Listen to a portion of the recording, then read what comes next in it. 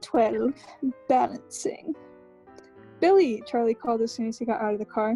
I turned toward the house, beckoning to Jacob as I ducked under the porch. I heard Charlie greeting them loudly behind me. I'm gonna pretend I didn't see you behind the wheel, Jake, he said disapprovingly. We get permits early on the res, Jacob said while I unlocked the door and flicked on the porch light. Sure you do, Charlie laughed. I have to get around somehow. I recognized Billy's resonant voice easily, despite the years. I went inside, leaving the door open behind me and turning on lights before I hung up my jacket. Then I stood in the door, watching anxiously as Charlie and Jacob helped Billy out of the car and into his wheelchair. This is a surprise, Charlie was saying. It's been too long, Billy answered. I hope it's not a bad time. His dark eyes flashed up to me again, their expression unreadable. No, it's great. I hope you can stay for the game, Jacob grinned. I think that's the plan. Our TV broke last week. Billy made a face at his son.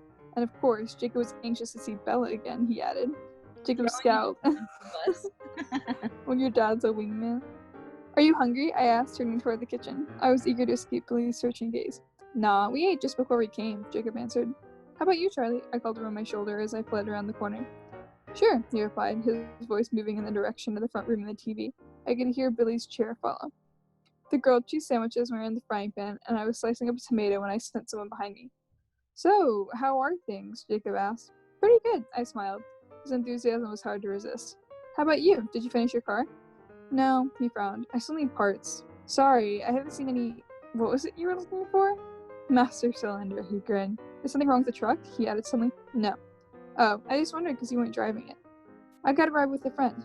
Nice ride, Jacob's voice was admiring. I didn't recognize the driver, though. I thought I knew most of the kids around here. I nodded non-committally, keeping my eyes down as I flipped sandwiches. My dad seemed to know him from somewhere. Jacob, could you hand me some plates? They're in the cupboard over the sink. Sure. He got the plates in silence. I hope he would let it drop now. So, who was it? He asked, setting 2 plates on the counter next to me. I sighed in defeat. Edward Cullen. To my surprise, he laughed. I glanced up at him. He looked a little embarrassed. Guess that explains it then, he said. I wonder why my dad was acting so strange. That's right. I faked an innocent expression. He doesn't like the Cullens. Superstitious old man, Jacob muttered under his breath. You don't think he said anything to Charlie? I couldn't help asking, the words coming out in a low rush. I doubt it, he finally answered. I think Charlie chewed him out pretty good last time. They haven't spoke much since. Tonight's sort of reunion, I think. I don't think he'll bring it up again. Oh, I said, trying to sound indifferent. It was a long night. I had a lot of homework that was going undone, but I was afraid to leave Billy alone with Charlie. Finally, the game ended. Are you and your friend coming back to the beach soon? Jacob asked as he pushed his father over the lip of the threshold. I'm not sure, I hedged. That was fun, Charlie, Billy said. Come up for the next game, Charlie encouraged. Sure, Billy said. We'll be here. Have a good night. His eyes shifted to mine, and his smile disappeared. You take care, Bella, he added seriously. Ominous old man. Yeah, you take care now. I didn't get a chance to talk to you tonight. How's your day? Good. I hesitated with one foot on the first stair, searching for details I could safely share. My badminton team won all 4 games. Wow, I didn't know you could play badminton. Well, actually I can't, but my partner's really good, I admitted. Who is it? He added with a token interest. Mike Newton, I told him reluctantly. Oh yeah, you said you were friends with the Newton kid. He perked up. Nice family. He mused for a minute. Why don't you ask him to the dance this weekend? Dad, I groaned. He's kind of dating my friend Jessica. Besides, you know I can't dance. So, I guess it's good to be gone Saturday. I've made plans to go fishing with the guys from the station. I know I leave you here alone too much. Dad, you're doing a great job. I smiled, hoping my relief didn't show. I never minded being alone. I'm too much like you. I winked at him, and he smiled his crinkly-eyed smile. I don't know anybody that actually winks in context. I think some of my uncles, like my Mexican uncles, wink. I felt like teachers wink before. That's a whole other thing. I guess we need to unpack. I slept better that night, too tired to dream again. When I woke to the pearl gray morning, my mood was blissful. The tense evening with Billy and Jacob seemed harmless enough now. I decided to forget it completely. I hurried so I would be ready to go the second Charlie left. I had my bag ready, shoes on, teeth brushed, but even though I rushed toward the door as soon as I was sure Charlie wouldn't be out of sight, Edward was faster. He was waiting in his shiny car, windows down, engine up. Okay, Edward can do things really fast, right? But how does he do things really fast with his car? Edward has literally nothing to do with his time, so he's just parked around the corner. Because you can't make the car move as fast as a vampire or whatever. Like, the only way would be if you carried the truck with your vampire speed and stealth, like, and then deposit it. I didn't hesitate this time, climbing into the passenger side quickly, as soon as I see his face. He grinned his crooked smile at me, stopping my breath and my heart. I couldn't imagine how an angel could be any more glorious. He wanted to know about people today, more about Renee, her hobbies, what we'd done in our free time together. And then the one grandmother I'd known, my few school friends, embarrassed me when he asked about boys I'd dated. I believed I never really dated anybody, so that particular conversation couldn't last long. He seemed as surprised as Jessica and Angela by my lack of romantic history. We were in the cafeteria at this point. The day had sped by in the blur that was rapidly becoming routine. I took advantage of his brief pause to take a bite of my bagel. I should have let you drive yourself today, he announced, apropos of nothing, while I chewed. Why? I demanded. I'm leaving with Alice after lunch. That's okay, it's not that far of a walk. He frowned at me impatiently. I'm not going to make you walk home. We'll go get your truck and leave it here for you. I don't have my key with me, I sighed. He shook his head. Your truck will be here, and the key will be in the ignition, unless you're afraid someone might steal it. He laughed at the thought. All right, I agreed, pursing my lips. I was really sure my key was in the pocket of a pair of jeans I wore Wednesday, under a pile of clothes in the laundry room. Even if he broke into my house or whatever he was planning, he'd never find it. He seemed to find the challenge of my consent. He smirked, overconfident. So, where are you going? I asked casually as casually as I could manage. Hunting, he answered grimly. Hunting, sorry.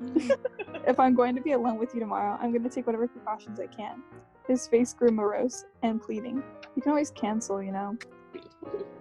Perhaps you're right, he murmured bleakly. His eyes seemed to darken in color as I watched. I changed the subject. What time will I see you tomorrow? I asked. Are you depressed by the thought of him leaving now? It depends. It's a Saturday. Don't you want to sleep in? He offered. No. I answered too fast. He restrained a smile. The same time as usual, then, he decided. Will Charlie be there? No, he's fishing tomorrow. What are you hunting tonight? I asked when I was sure I had lost the glowering contest. Whatever we find in the park. We aren't going far. He seemed amused by my casual reference to his secret realities. Why are you going with Alice? I wondered. Alice is the most supportive. He frowned as he spoke. And the others? I asked timidly. What are they? His brow puckered for a brief moment. Incredulous, for the most part. They don't like me, I guessed. That's not it, he disagreed, but his eyes were too innocent. They don't understand why I can't leave you alone. I grimaced. Neither do I, for that matter. Edward shook his head slowly, rolling his eyes toward the ceiling before he met my gaze again. I tried to speak in a normal voice. And you have to leave now? Yes, he raised his face. It was serious for a moment, and then his mood shifted and he smiled. Alice, her short, inky hair and a halo of spiky disarray on her exquisite elfin face, was suddenly standing behind his shoulder. Her slight frame was willowy, graceful, even in absolute stillness. He greeted her without looking away from me. Alice. Edward, she answered, her high soprano voice almost as attractive as his. Alice, Bella. Bella, Alice, he introduced us, gesturing casually with his hand, a wry smile on his face. Hello, Bella. Her brilliant obsidian eyes were unreadable, and her smile was friendly. It's nice to finally meet you. Edward flashed a dark look at her. Hi, Alice, I murmured shyly. Are you ready? She asked him. His voice was aloof. Nearly. I'll meet you at the car. She left without another word. Her walk was so fluid, so sinuous, I felt a sharp pang of jealousy. Should I say have fun, or is that the wrong sentiment? I asked, turning back to him. No, have fun works as well as anything, he grinned. Have fun then. I'll be there in the morning, he promised, smiling his crooked smile. He reached across the table to touch my face, lightly brushing along my cheekbone again. Then he turned and walked away. I stared after him until he was gone. I intuitively knew, and since he did too, that tomorrow would be pivotal. Our relationship couldn't continue to balance as it did, on the point of a knife. I went to class feeling doubtful. I couldn't honestly say what happened in biology. My mind was too preoccupied with thoughts of tomorrow. In gym, Mike was speaking to me again. He wished me a good time in Seattle. I carefully explained that I canceled my trip, worried about my truck. Are you going to the dance with Cullen? He asked, suddenly sulky. No, I'm not going to the dance at all. What are you doing then? He asked, too interested. My natural urge was to tell him to butt out. Instead, I lied brightly. Laundry. And then I had to study for the trig test, so I'm gonna fail. Is Cullen helping me study? Edward, I emphasized, is not going to help me study. He's gone away somewhere for the weekend. The lies came more naturally than usual. I knew it was surprised. When the school day had finally ended, I walked to the parking lot without enthusiasm. I did not especially want to walk home, but I couldn't see how he would have retrieved my truck. Then again, I was starting to believe that nothing was impossible for him. The latter instinct proved correct. My truck sat in the same space he parked his Volvo in this morning. I shook my head, incredulous, as I opened the unlocked door and saw the key in the ignition. There was a piece of white paper folded on my seat. I got in and closed the door before I unfolded it. 2 words were written in his elegant script. Be safe. I love how even Edward's handwriting is extra. When I got home, the handle of the door was locked. The deadbolt unlocked, just as I left it this morning. Inside, I went straight to the laundry room. It looked the same as if I left it too. I dug for my jeans, and after finding them, checked the pockets. Empty. Maybe I'd hung my key up after all, I thought, shaking my head. You didn't, Bella. Nope.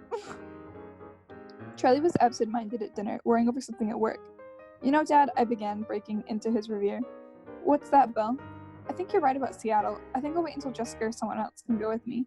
Oh, okay, so do you want me to stay home? No, Dad, don't change your plans. I've got a million things to do. Homework, laundry. I need to go to the library and the grocery store. I'll be in and out all day. You go and have fun. Are you sure? Absolutely, Dad. Besides, the freezer's getting dangerously low on fish. We're down to 2, maybe 3 years supply. I was relieved when it was late enough to be acceptable for bedtime. I knew I was far too stressed to sleep, so I did something I'd never done before. I deliberately took unnecessary cold medicine, the kind she's a druggie, the kind that knocked me out for a good 8 hours. While I waited for the drugs to kick in, I dried my hair until it was impeccably straight, and fussed over what I would wear tomorrow. With everything ready for the morning, I finally lay in my bed, concentrating on relaxing individual parts of my body. Somewhere in the middle of that exercise, the cold pills took effect, and I gladly sank into unconsciousness. I woke early, having slept soundly and dreamlessly thanks to my gratuitous drug use. I dressed in a rush, smoothing my collar against my neck, fidgeting with the tan sweater till it hung right over my jeans. I sneaked a swift look out the window to see that Charlie was already gone. A thin, cottony layer of clouds veiled the sky. They didn't look very lasting. I ate breakfast without tasting the food, hurrying to clean up when I was done. I peeked at the window again, but nothing had changed. I had just finished brushing my teeth and was heading back downstairs when a quiet knock sent my heart thudding against my ribcage. He wasn't smiling at first. His face was somber, but then his expression lightened as he looked me over, and he laughed. Good morning, he chuckled. What's wrong? I glanced down to make sure I hadn't forgotten anything important, like shoes or pants. We match, he laughed again. I realized he had a long, light tan sweater on, with the white collars showing underneath, and blue jeans. I laughed with him, hiding a secret twinge of regret. Why did he have to look like a runway model when I couldn't? I locked the door behind me while he walked to the truck. He waited by the passenger door with a martyred expression that was easy to understand. We made a deal. I reminded him smugly, climbing into the driver's seat and reaching over to unlock his door. Where to? I repeated with a sigh. Take the 101 north, he ordered. It was surprisingly difficult to concentrate on the road while feeling his gaze on my face. I compensated by driving more carefully than usual through the still sleeping town. Were you planning to make it out of Forks before nightfall?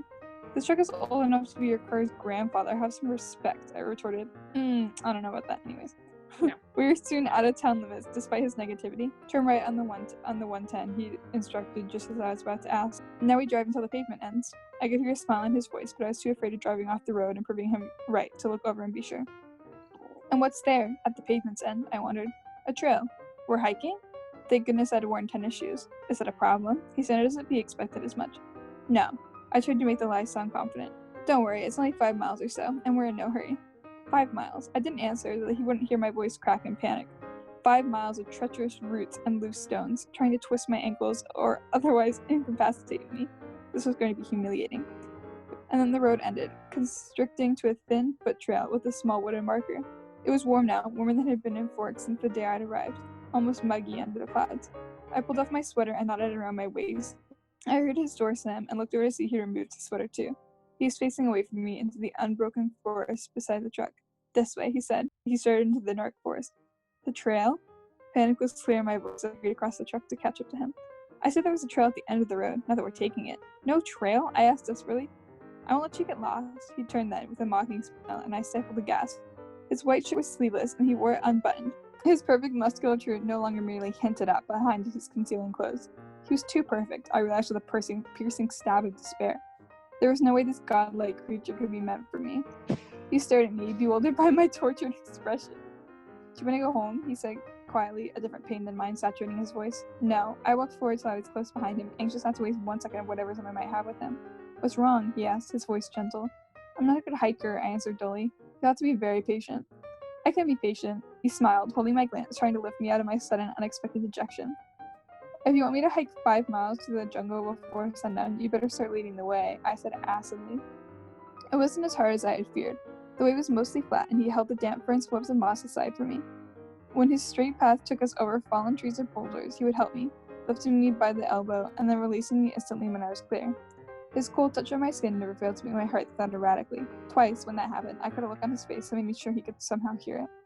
The hike took me most of the morning, but he never showed any sign of impatience. The forest spread out around us in a boundless labyrinth of ancient trees, and I began to be nervous that we would never find our way out again. He was perfectly at ease, comfortable in the green maze, never seeming to feel any doubt about our direction. After several hours, the light that filtered through the canopy transformed, the murky olive tones shifting to a brighter jade. The day had turned sunny, just as he foretold. I picked up the pace, my eagerness growing with every step. He let me lead now, following noiselessly. I reached the edge of the pool of light and stepped toward the last fringe of ferns into the loveliest place I had ever seen. The meadow was small, perfectly round, and filled with wildflowers, violet, yellow, soft white. I walked slowly, awestruck, through the soft grass, swaying flowers, and warm, gilded air. I halfway turned, wanting to share this with him, but he wasn't behind me where I thought he'd be. I spun around, searching for him with sudden alarm. Finally, I spotted him, still under the dense shade of the canopy at the edge of the hollow, watching me with cautious eyes. Only then did I remember what the beauty of the meadow had driven from my mind, the enigma of Edward and the sun, which he promised to illustrate for me today. I took a step back toward him, my eyes alight with curiosity. He held up his hand in warning, and I hesitated, rocking back into my heels. Edward seemed to take a deep breath, and then stepped out into the bright glow of the midday sun. I think it's just so funny that, how like, every vampire story has their own take on the whole vampire myths and what's true and what's not. But what would possess you to suddenly sparkle in the sun? Yeah, because some will be like, oh, like classic, we burn in the sun kind of thing. Some will just be like, nah, that's a myth. We can walk in the sun. That's fine. I'm not sure where turning into a Swarovski display became part of the lore. Diamonds are girls' best friends. I'm sorry, in the Zoom group live rereading of Twilight, you just want to make sure you didn't say anything embarrassing.